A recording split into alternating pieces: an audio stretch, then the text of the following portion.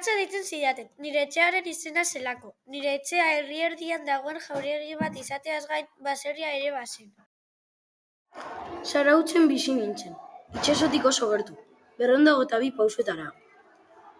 Hondartzako futbolean traketsa nintzen, eta atezain jartzen ninduten.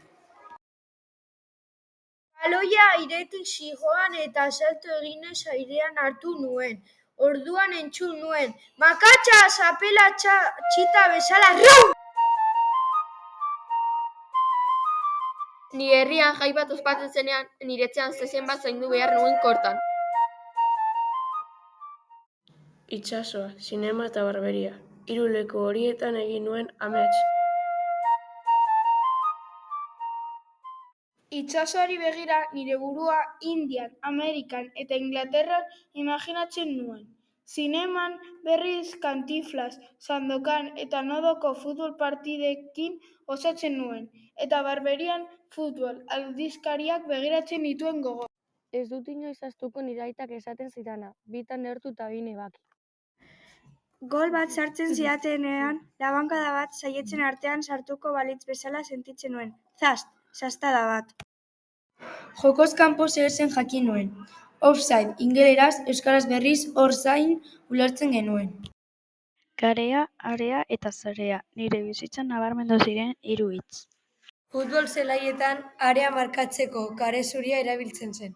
Niri gustatuko zitzaidan area bat izatea, nire etxea izango zena. Baloia sarean zenean, sart, uso bat sarean harrapatuta. Hondartzako futbola utzi eta Zarautzeko klub deportiboan fitxatu ninduten. Nire bizitzeko usaiak hauexek ziren, belarra bostu berria, kresala, arroketako algen usaina, puruaren kea, ligimentua eta eskolako usaia, klariona, lapitza. Atezaina izatea mareen gora berak bezalakoa da, batzuetan gora eta beste batzuetan bera. Kantatzea nuen gustuko. Parrokiako abesbatzan kantatzen nuen. Atezainen akatzei kantada esaten zitzaion, baina honek min egiten zidan. Banuen 4. lagun bat, bakardadea deitzen zen. Ikara sortzen zidana, baina nire buruan neukan konfiantzarekin jarraitu nuen entrenamenduetan.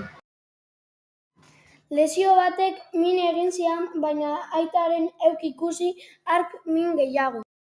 Aitak hasieran ez zuen nahi ni atezain izatea, baina egun batean, isilean, eskularru pare bat oparitu zidan.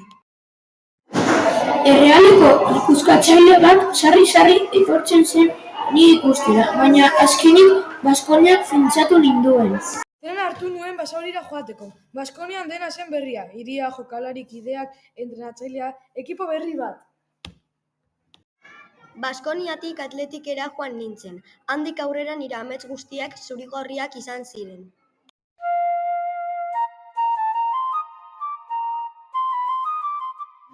Gaur brontzesko estatua bat naiz San Mames aurrean.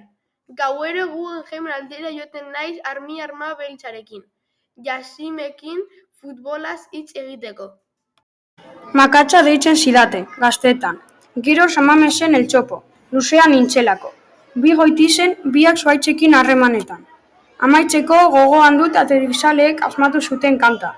Iribar, Iribar, Iribar cojonudo, como Iribar, no hay ninguno.